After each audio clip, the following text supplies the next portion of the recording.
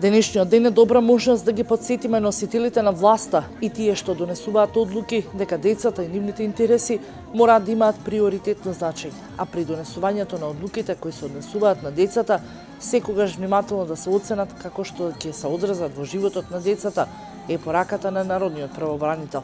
Денеска на глобално ниво се одбележува Светскиот ден на детето, кој има за цел да го сврти вниманието на широката јавност за сите обврски што ги има општеството кон децата, како и за најважните проблеми со кои се соочуваат децата. Народниот правобранител Иџет Мемети рече дека оваа добра можност носителите на власта и на одлуките што се потсетуваат дека децата и нивните интереси мора да имаат приоритетно значење и дека тие секогаш треба да внимаваат на заштитата на правата на децата.